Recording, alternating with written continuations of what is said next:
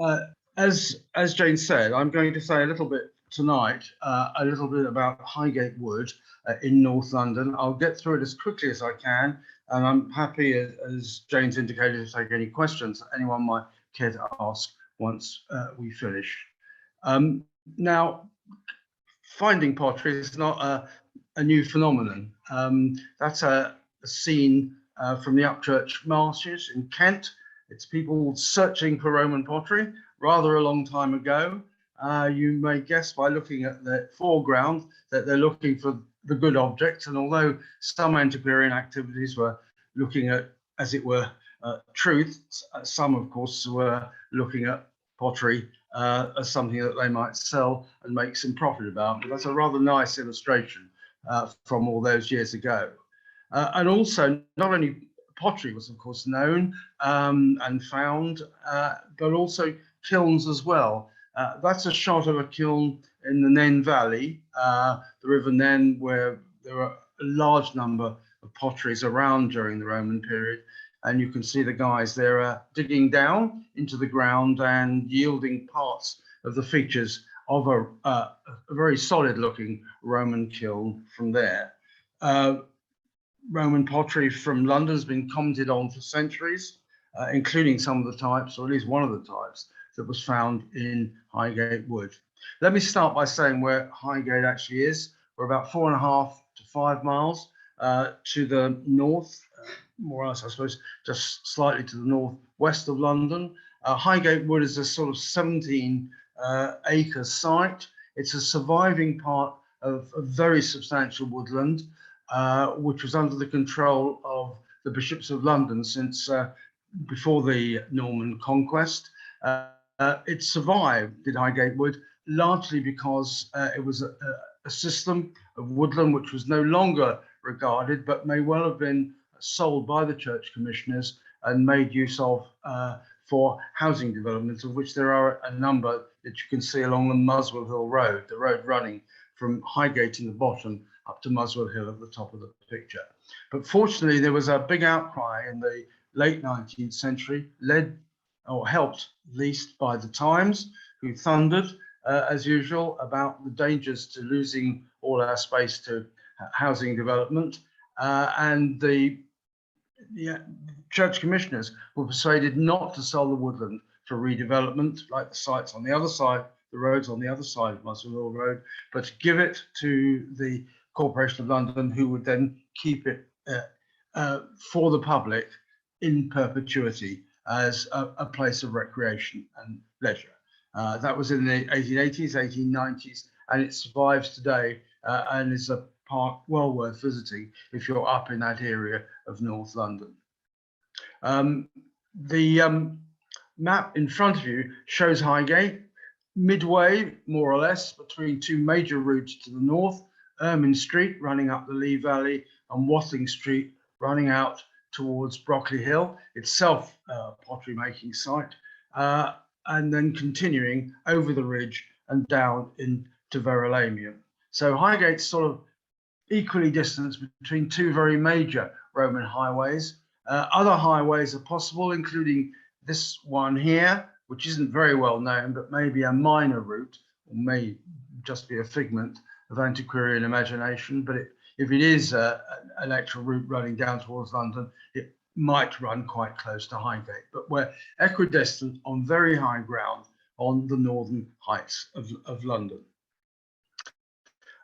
If we look at this map, which comes essentially from Wheeler's volume on Roman London, or that's been updated by then, you can probably see the woodland. And it is worth pointing out that a very high proportion of northern London, particularly the high grounds, were parts of clay woodland characterized essentially by being oak and hornbeam forests. There's also some woodland down here south of the river, confusingly also known these days as the Great North Wood, really the Great South Wood.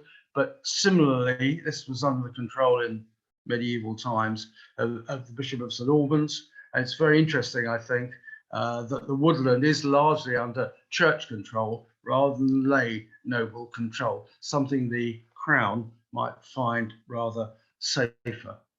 But when we come to Highgate, basically what happened was that in the early 1960s, a colleague of mine, Tony Brown, was actually looking at the Northern Heights and the woodland, the open segments of woodland that survived in the open on that high ground, looking for evidence of flints, which might show indications of late prehistoric activities in these surviving segments of the woodlands. And he did find some flints here, and indeed in other woods. But he also, in this wood, found fragments of pottery, probably would have been ignored by those searching the Upchurch marshes a century and a half earlier. But some small fragments of Roman pottery were found lying on the ground surface close to the trees. It was fairly obvious from an examination of them that they belonged to the Roman period, but they were worn, they were eroded. No one was quite sure why they were there, but they might well have represented some sort of Roman period site in the wood. And for that reason, Tony and I did a trial trench on the site in the summer of 1966. And basically, what we found was that, yes, Roman pottery did come from the site, it did belong to the site. And what it indicated was that there was a Roman pottery making establishment which had stayed there, had survived, had been completely unknown. But of course, if the wood had been turned over to development in the 1880s and 1890s, it probably would have been destroyed more or less completely without any record at all. Well, Tony and I did a trial trench in 1966, and in the following summer, we started what turned out to be a long series of annual summer excavations on the site, trying to understand what that Roman pottery actually represented. Now, again, we're on a ridge. We're at the north end of the wood, so we're at the Muswell Hill rather than the Highgate end of the wood. And what we did is we excavated a series of trenches year by year to cover what eventually turned out to be the remains of a pottery making site. So first thing to do was really to strip off the topsoil. When that was done, to look and see if we could recognize any features as we dug down. There you can see a number of volunteers working on the site. We used to excavate largely in June and July every year from the mid-1960s through to the early 1970s. There was always an educational element to the project. We did it in conjunction with the Horniman Museum, which was then Ilia's Museum, based in the Inner London Education Authority of the then GLC. We also did it in conjunction with the Extramural Department of the University of London. And we engaged as many people as would like to participate in undertaking archaeological activities during those summers. So first thing to do was to try and establish whether we could recognize any archaeological features. So here in this particular trench, as around it, the topsoil has been taken off, and you might, with the eye of faith, begin to see dark lines running through. We're on clays, so essentially we'll come down onto a rather yellow clay and gravelly subsoil. Very thin layer of topsoil surviving above it. You can just see it there, only an inch or two in extent, but you could begin to start recognizing archaeological features. Bigger features, more extensive ones than that, were the ditches. Ditches were a major component of the site, and there you can see one that's excavated or been sectioned. You can see again that where the ground surface is, and the fill is rather darker than the clay into which it's been cut. What did become clear as we worked through the years that the ditches belong to systems which were probably dug actually to provide source water and clay for making pottery. We can see a ditch up here, which actually has a kiln built in it. Another ditch here, which has a kiln within the top of it. And then a group of as it were, a substantial number of kilns, about 5 or 6 of them in this area here, largely surrounded by rubbish dumps. The grey lines coming through are the park paths, which were laid down in the late 19th century when the park itself was laid out. But what we had were kilns, were ditches, pits, and other features. But it was fairly clear once we started investigating that what we were finding were what one might call wasted sherds of pottery. That is, fragments which are often disfigured, which suggests that they had not survived firing very well and they'd been rejected and just dumped.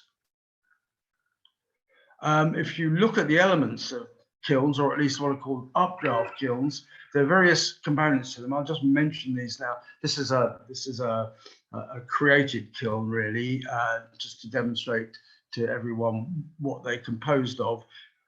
This kiln is partly cut down into the ground. There was what's called a stoke hole here, where basically the fire was made. There would then be a flue, and the fire would be stoked from the stoke hole into the flue and then into the furnace, which is here. There's a pedestal. You can see it in the top one as well. Basically, there would then be bars running from the edge of the furnace to the pedestal, and then the pottery would be stacked on top of that. And it's usually the lower parts of kilns, the ones that are cut into the ground, which actually survived and one can find and study subsequently. There's an example of the earliest sorts of kilns that we found on the site, built into ditches, and depending on a through draft, the ditches were, this particular ditch is running east-west, and I think the prevailing wind is coming up from the west into this area, and you can see a number of dark lines in the filling, and they are probably representative of various firings in that particular kiln that had survived in the ditch itself. There's another of that similar sort, and in this instance, you can see probably some remains of pottery right at the actual base of the kilns. Now, these kilns in ditches were probably the earliest ones in the sequence of activities on the site, probably dating from the mid to late 1st century AD. Moving up a grade, a number of kilns were actually built up from a ground level. The ground level may be something that's been dug to first and then built up. But this one here contains what's called a pedestal to the center. So you've got a pedestal there. You've got the furnace coming through here, the stoke hole out here, stoking area here in the kiln. What is surviving here quite nicely and surprisingly are 2 supports for one of the clay bars which would have run across from pedestal to walls, and they would have allowed you to stack. There'd be a series of these, and the pottery would be then stacked above them when being prepared for firing. Slightly a plan just will show it to you with the elements. Central pedestal here, the furnace running through here, the oven up above and not surviving, and the stoking area out here. Even bigger kiln. That one again has a pedestal here. It has its furnace walls coming around here. Sorry, very close to the grounds, the modern ground surface or the street surface. A number of these kilns must have been touched by some of the park paths that were built across them in the late 19th century. That has a pedestal, furnace walls, and essentially here's the flue. And I suppose that during firing, you can see that red oxidized staining of the top of the clay. And again, the pottery would have been stacked on top of the pedestal and the bars that would have surrounded it when it was actually working. Just a plan of it there. These kilns may have lasted for a season, maybe not longer. They may have been rebuilt a number of times for use during that season. And that particular kiln, it's known as Kiln 2 simply because it was the second of the kilns that were found on the site. It's different to the others, and it has a flue arch. I've used tiles, but looking again, you can see how close to the ground surface it is. But again, you're looking at the top of the furnace here, pedestal at the back. And again, the pottery would have been stored or stacked at a higher level during firing. That we think is the latest of the kilns on the site. It looks like the kilns, looks like the site was in use for about 100 years, maybe from about 40s or 50s AD through to about a century later. I think in all we have evidence of about 12 kilns, so not a huge amount. But one thing that does come clear from Highgate is that you are looking at technological change, both in the kilns and the way they were structured, and in the pottery that was made. Let me just turn now to say a little bit about the pottery and its analysis. Where you had dumping around the kilns, where they chucked out pottery that they no longer wanted onto some form of dump, presumably it was heavily trodden down. But if you look at this section here behind the excavator, you'll see it's much darker in colour than what we were looking at earlier in some of those trenches. There seem to be dumps of the waste material, which gets particularly intensive right from once you've scraped into the topsoil. So we're probably looking at dumps here of rejected stuff that was thrown out during the firings of one of the kilns. On site, much of the pottery was washed. We had huge help from basically the staff in the wood all the way through the excavations, all the seasons that we did, and they provided space for us so that the pottery could at least be washed and got ready for study during the excavations. Some pots survived a bit more complete than others, and I think that they were simply, again, pots that had been rejected but had actually been used inside the kilns to help prop up faltering walls. I mean, these kilns would be affected by the heat. They would suffer, and often the flue area was the weakest. That's one of the major types of pottery made. They're what we call beadroom jars, and that survived reasonably fully. This is a more common form. That's a rather more advanced type of vessel.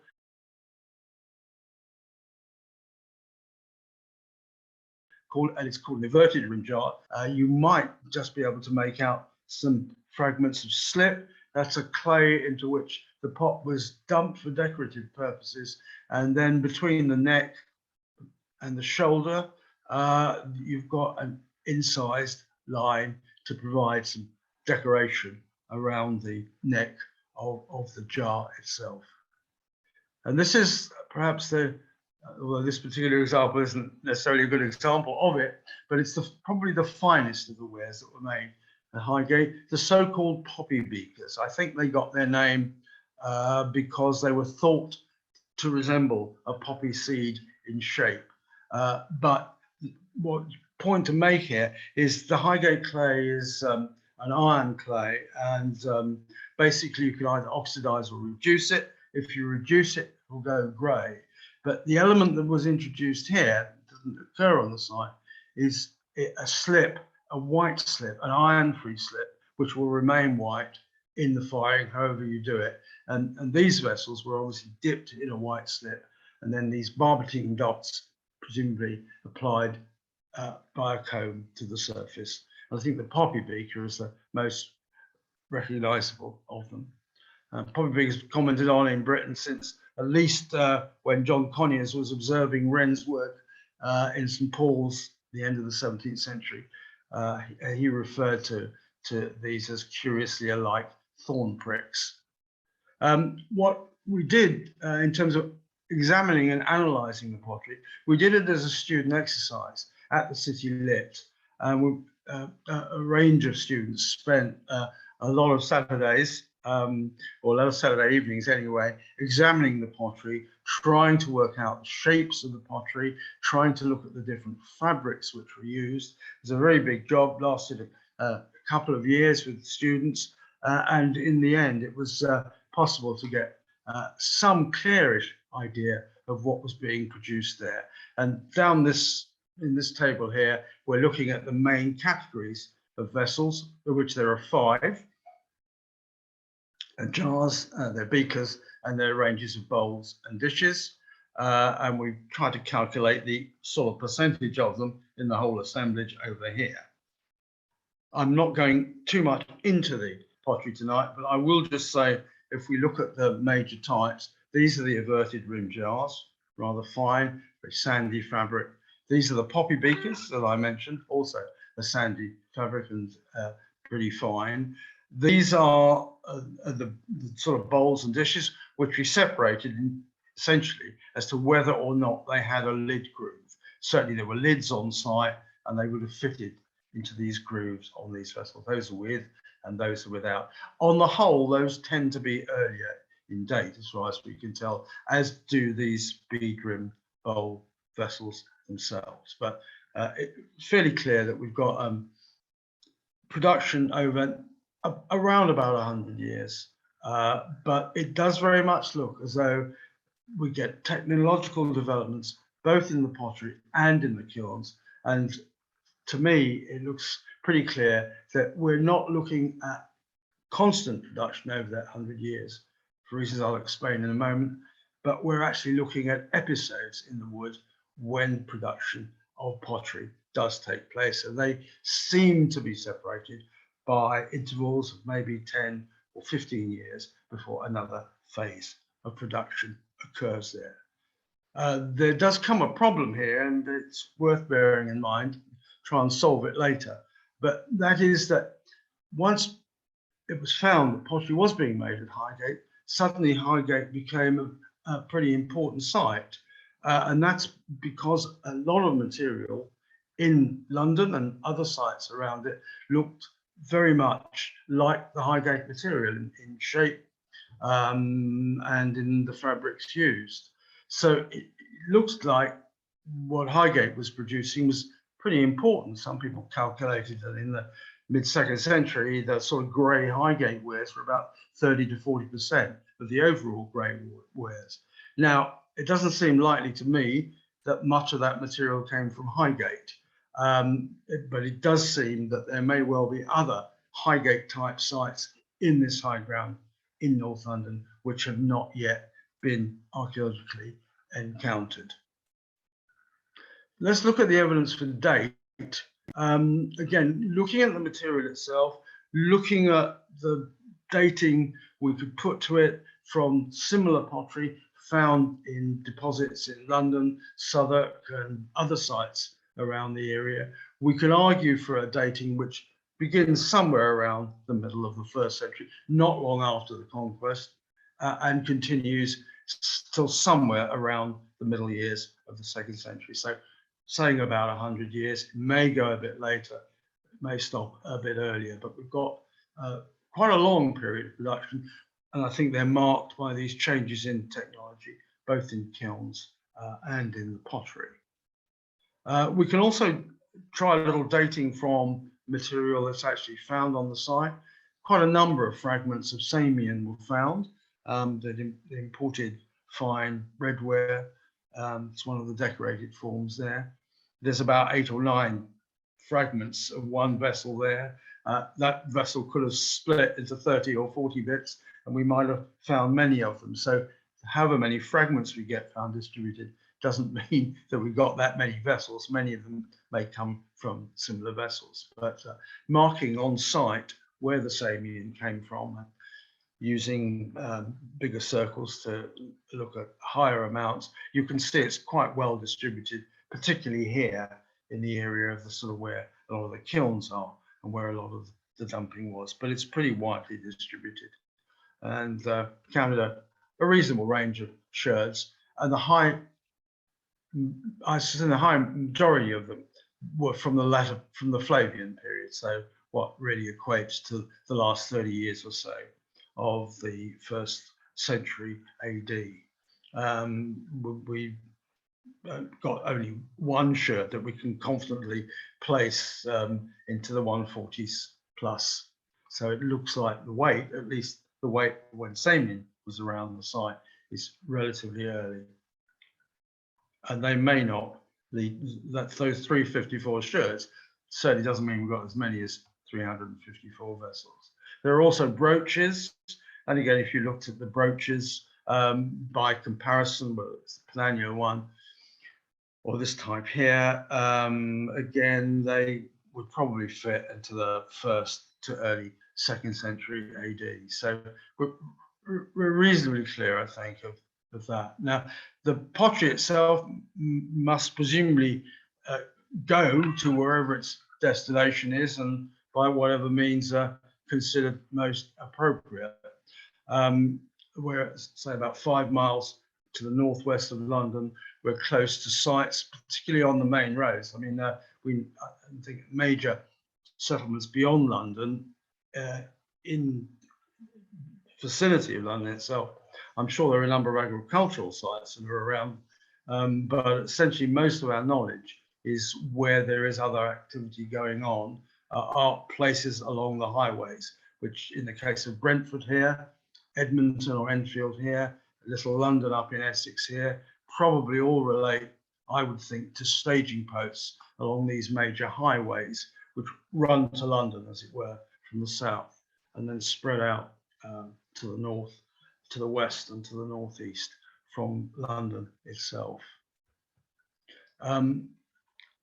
That's just another similar map, but actually putting on other sort of intervening sites. But I mean, it's a clear example, I think. Highgate is up here, of course. We have rivers, many more than are shown on here. Rivers are a bit difficult to know how accurate people are in terms of getting the number that might have been around at the time. But from Highgate, it would have been possible, I think, to have made much of the transport making use of flat bottom boats, because you're quite close to river systems. They're not shown on this map, but which would take you down to the Lee, down here, would take you down to the Brent, into the Thames that way, or take you down to the Fleet and down to London that way. So I think it is possible that a lot of the pottery was moved by water as far as possible, but it also could go by pack animal, and it could presumably be transported by land. I mean, it's not well, I think it's a generally held view that movement of all sorts of goods by land is only a small proportion. By sea and by river, it's only a small proportion of the price of trying to move anything by land in pre-industrial societies like this.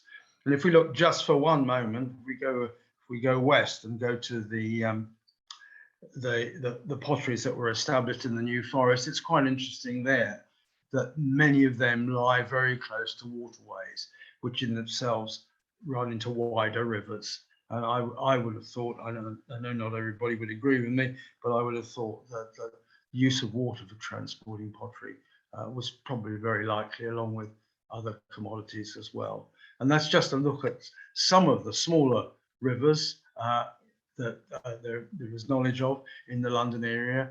And of course, you could actually increase that more, and there are no doubt others which may not now be still waterborne sources. But I would think that most of this material moves relatively locally and probably moves essentially by water. And of course, we do have evidence. I'll come back to this a bit later. We have evidence of boats. That's one that was dug by Peter Marsden many years ago now, found near Blackfriars, near the junction of the Fleet and the Thames. And it's possible, of course, that bigger boats would carry the pottery along more major waterways. What we did try and do was to do some experimental work when we excavated the site in order to try and find out more about how the pottery may have been made, what quantities you could make, how you might build kilns, how you might fire them. And one big one that we did was in 1971, which was an Ilia arranged again through the Horniman and Ilia Museum, and it was for teachers of crafts, teachers of history to participate in if they wished to. Now that is just a sherd of a poppy beaker, a small sherd of a poppy beaker. The poppy beakers are essentially grey clay. They have a white slip. You can see some of the surface running here, and then on top of them they have the little barbotine dots which form the bands on them. So if you thin section, as Tony McKenna did with this one, you can see essentially the surface, the white slip surface just running through the top here, barbotine dot here, and then the body, and this is much magnified of course, but the body of the shirt there. And I think one of the things you would be looking for here is the amount of feldspar, quartz, chert, other minerals that might be in there. And it may be possible, of course, the more you know about how these vessels are made, about whether you can actually determine from clay samples themselves whether the pottery whether the pottery that's regarded as Highgate comes from Highgate or maybe comes from other types of clays laid in formations elsewhere in London. We wanted to find out more, so that what we did was we did this experiment, which involved basically setting up two kick wheels on which those were going to be potters on, of course, could learn to throw their vessels.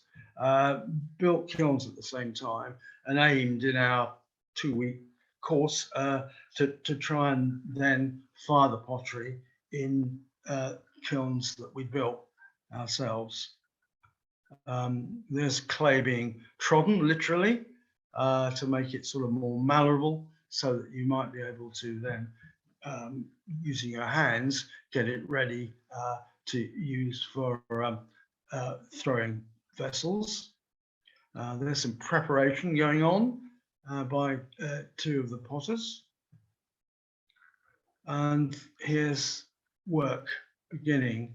The kick wheels, I mean, these potters have not used kick wheels before, I think, and regard them as quite hard work, but got very used to them very quickly, and found that you could actually throw the pot very well. There's one of the potters, George, he's working on a jar. He's throwing it, it's more or less been turning on the wheel while he's been shaping it. Not all worked. I mean, we were trying to check the number of faults that occurred and where they occurred in the process. This one we managed to leave in a stone fragment in the clay when it had dried, and it just went. And there's a dish being finished off by being turned. So we made basically some dishes, but principally we went for jars and beakers in this small experiment. There we've added the iron-free slip brought in for the purpose, as presumably the potters had done back in the early 2nd century when they were making poppy beakers. We had one of those 2 weeks in June when the rain never came, so it was that made it a lucky opportunity, because the pottery dried much more easily, and it was therefore ready for us to be able to fire it before the 2 weeks ended and the experiment was over. But if you look at the poppy beakers, you'll see how easily the potters got the hang of that pottery and could throw it very well. While we were making the pottery, we also tried to build kilns, modeled as far as possible as we could on the sort of later updraft kilns on the site. There's one that's being prepared, and you're looking along the flue, the pedestals ahead of you, and then the walls of the furnace are behind that, and the flue walls are coming out to a stoking area here. Again, if you were going to rest pottery on the flue bars, they would have to be fired first. so that they were solid and could actually take the weight of the pottery that had been placed on there. We then tried to create ovens, and of course the higher parts are the less well-known parts of these kilns because they're the least likely to survive. And there, Andrew Appleby, who was one of the tutors, is creating a timber frame on which to place clay around. This may not have been how these kilns were finished off at all, but it was a method that we actually tried then.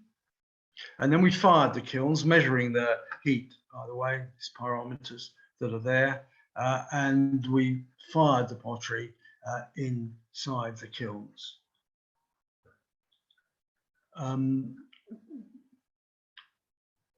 When the pottery came out, quite a lot of it was in pretty good state. It had fired well. The only problem was that we failed completely in any effort, in any attempt to try and reduce pottery. We'd managed to oxidize the pottery rather than reduce it. And the reason for that, I think, has become clear in experiments that have been done since. And it is essentially, the state of the kilns, I mean, being young and liable to crack very much as they dried under firing, the state of the kilns and the ability of the kilns to form cracks meant that we didn't produce enough methods of expelling the oxygen in the air from the experiment, which meant that our pottery came out very nicely, but unfortunately the wrong color. But it did fire well, and you know, some broke. That one in the foreground has a crack in it right down at the front, but a lot of it survived, and a lot of it survived well. Other fiery accidents happened. Again, that may have been an intrusion which stayed there, and when it dried differentially. But we did find that the failures were relatively small, actually, on our work. It all took place in a fortnight, not long enough, certainly, to really get the best of the kilns, I'm pretty sure. Those are genuine vessels from genuine jars from the site, quite simple and straightforward ones, grey wares with a white slip dipped over the outside and down into the interior. And they were probably seconds, misshapen a little bit, and therefore they were kept and made use of in, I think, again, in making sure the kilns were propped up, particularly where they did look as though they were most likely to collapse, which is around where the flue joins. We did feature work, and my colleague Nick on the right there and John are working there. In the following year, we tried to make sure that we could do better in reducing. We didn't go for making the same, wasn't the same experiment as the previous year, but we just wanted to produce grey material. And we did at least partially succeed, largely because we made sure that oxygen was well expelled from the kilns, and that we ran fires that would help that right throughout the firing process. There's one of the kilns from that, one of the pots from that year. As you can see, it's a pretty good reduced fabric. And again, my colleague Nick did work about 5 years ago in one of the projects that related to the coming of the Olympics to London, and working particularly with children. He built kilns. He had a colleague who was a potter working with him, and again they were able to demonstrate that you could build the kilns, make pottery and fire them, and this time the firing was done in such a way that did produce a pretty good oxidation rate as we went on. Now, let me say a few more words about Highgate and its what it may represent. That's a pot that was a photograph sent to me by a guy who bought it. He bought it he bought it from it has apparently been found about 10 years ago in some sort of development somewhere in the city, and it had been sold and then resold onto him. The guy who bought it with very good intentions. He lived near Highgate Wood. This was advertised as a Highgate Wood pot, and he wanted to bring it nearer to where it came from. And he therefore bought this and was very pleased to have it. I had to point out to him when he asked me about it, I had to point out that I couldn't prove that it was from Highgate, and it might well come from other sites. Not sure he's very happy with that, but unfortunately that is true. But it shows how Highgate and poppy beakers have been seen as two expressions of the same thing. And there's another poppy beaker. That one came up. That was found in a burial back in the 80s, it was a burial in the Minories close to the city walls. And again, that's usually regarded as a Highgate pot. But once more, although it might be attributed to Highgate, we couldn't demonstrate that without demonstrating that the pottery, that what was within the clays, that the material that was in there, the quartz, chert, feldspar, etc., fitted with a Highgate pattern. So some of these Highgate wares may well come from other sites. Similarly, for vessels found in the 90s, when the amphitheatre was being excavated in the city, but quite confidently placed as 4 pots made locally at Highgate. Well, I might rule that one out as unlikely. These other 3s have a chance, but again, it may be wrong to say they're from Highgate. They're clearly in the same tradition, but it may well be that, as I've said, that there are plenty of other sites which we have no knowledge of where the pottery was produced. And similarly applies to this little shelf somewhere in the Museum of London back in the 1980s, where you've got some jars and some poppy beakers that have come, I'm not sure but from very different sites, different findings in London, where you have them there. Now, I'm getting onto my later points here. My view is that the Highgate industry itself, if we can call it that, was probably part of something much bigger. I would just like to say that, I mean, many of you will know the term procurator, but for those who don't, basically an imperial procurator was a senior Roman official who operated on behalf of the emperor, particularly in imperial provinces. And the procuratorial role generally was essentially a financial role, and it essentially involved supplying the state and looking after the imperial interests in the province. I suppose we set him alongside the governor in some sort of different but nevertheless important role. It's likely we have lots of evidence of the procurator in London. The first, quite early actually, in the mid-19th century, part of one of the bastions outside of the city wall was demolished, and within it was found a fragment of a tombstone to Classicianus. Classicianus we know of from literature as a man who was procurator in Britain in the early 60s AD, so only 15, 17 years after the conquest. He's mentioned by Tacitus, which is where we know him from. And then in the 30s of this century, more of that bastion was disturbed, and the actual link between Classicianus and his procuratorial role fortunately survived in one of the bits of stone from the burial monument found reused in there. So he's the procurator of the province of Britannia. He's here certainly by 61, 62. It may well have been that the procurators were established here as early as the invasion in 43. And there are certainly financial offices in London, according to the Notitia, a late Roman source book, right the way through. And I think, you know, whatever the status of London, it is pretty clearly that the procurator and all his officials, many of whom are imperial freedmen and imperial slaves, themselves on high value incomes, are placed here. And one of the roles of the procurator is likely to be in building essentially the buildings, the waterfronts in London. I'm getting three fingers, I think it's three or maybe four from Jane, so I will be stopping in a moment, so I'll quickly go through these. There's one of the tiles, P.P. Bialon, the procurator of the province of Britannia, Londinium. These tiles, there's a couple.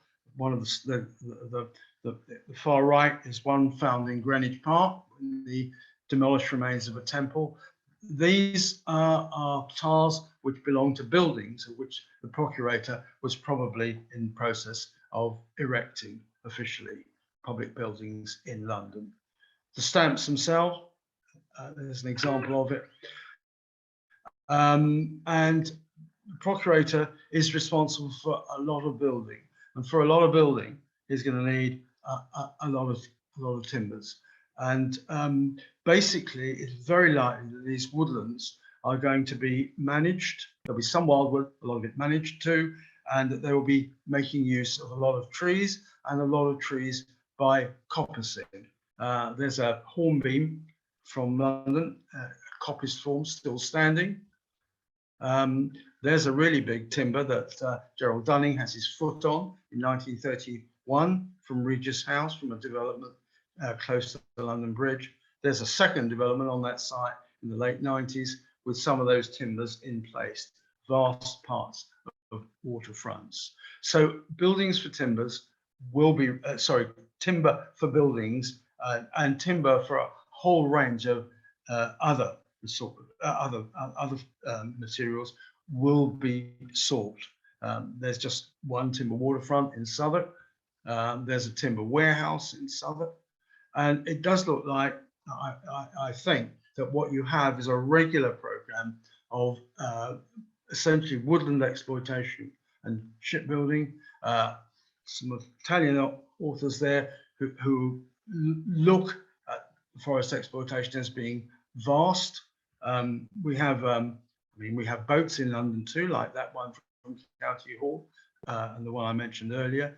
And we have some statistics on boats rather later, but this one is a French 74-gun warship. That apparently took 3,000 matured oaks to build, and France built 50 of them in one decade alone. So you can imagine the amount of forest land that might be required, particularly if you haven't been able to manage the land for 1,000 years beforehand to make sure that you're growing these mature oaks. So I'm going to leave this with one small slide. I would argue that the pottery here is a bit of a low yield activity in the woodland management and exploitation front. And I would also put forward a suggestion about the potters. I'm not suggesting this particular Roman soldier, but many Roman soldiers were trained in many crafts, different crafts. Many of them served as tilers and potters in their regiments.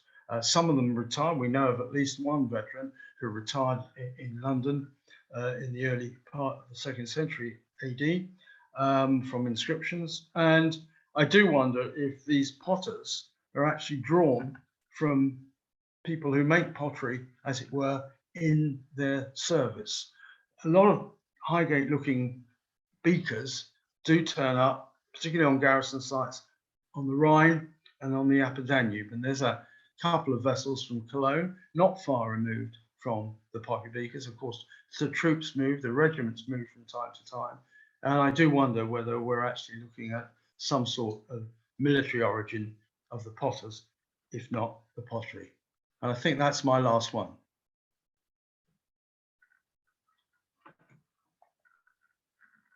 Okay. Fantastic, Harvey. Thank you very much for that. That was hugely enjoyable. And in fact, we have an audience member who was one of the people that helped build your kilns for you. So that's been a very nice touch to hear.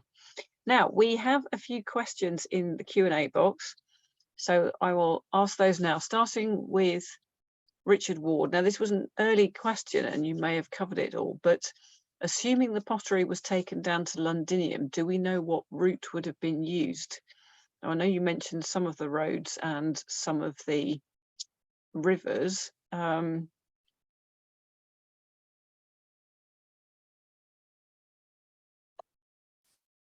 Harvey, you're on mute. Sorry, the road that I showed that is running down just east of Watling Street, if that existed, it could have gone near Highgate, and I mean, pack animals could have brought the pottery down. I mean, we don't, of course, know what's allowed along the major highways at particular times anyway. I have a very nice slide that I didn't put in there because I didn't think it was, people would find it very funny, but it's Vietnamese potters on bicycles with about 5,000 pots tied to each, and I'm sure they didn't use them then. But I mean, if it doesn't come down by sort of pack animal, I suspect it's moved mainly by boat, by punt almost, I would think, traveling in such a way as it's hopefully unlikely to break. Yeah. Okay. Next question is from Isabel Thompson. How was the white slip applied to the experimental poppy beakers? Was it dipped? And if so, why doesn't it seem to have filled the inside as well? Well, I think the way, if you dip the thing, it does. I mean, I think it does. If you dip it in, it does. While you're holding it open, most of the clay seems to stick to the outside rather than the inside. But it could. I mean, it might simply be added on more professionally than that. But when you did it on the experimental ones, yeah, do you recall how that was done? Were they dunked? I think at least some of them were. I think my colleague Nick would know more about that, and I can find an answer. Excellent. We will hold you to that. Okay. And then another one from Isabel. What did you do afterwards with all the pots produced in the experiment? Well, the pottery went originally to the Horniman, and it's now Bruce Castle Museum, which is where the kiln is now. The plans are to bring the kiln and probably quite a lot of the pottery back to Highgate Wood. We're in the middle now of we're just put in a bid earlier this week for funds in conjunction with the corporation and Haringey Council to bring the kiln back to the wood. We think, I mean, you know, that's I was lucky that we did get it conserved, moved by the Horniman back in '68. But we think returning it to the wood for display and making it the base of a whole series of educational courses intended for all and intended to basically to widen participation in everything relating not only to archaeology and history, but to woodland management as well, will be what we're aiming to do with the kiln return to the place it was built for back in presumably the mid part of the 2nd century. Oh, that's fantastic. That will really be something to look forward to if that can go back and if people can come and learn about how complicated it is actually to make and successfully fire pottery. Well, again, we can put something in the newsletter perhaps and acquaint people with what's called FORK, the Friends of the Highgate Roman Kiln, which is the body which, together with Haringey and the corporation, is actually planning to do this. Great. No, it'd be super to have something in the newsletter on that. We have no extra questions now. So I think unless anybody wants to type a question in the box, we will conclude. Can we stop the record? Let me just stop the recording.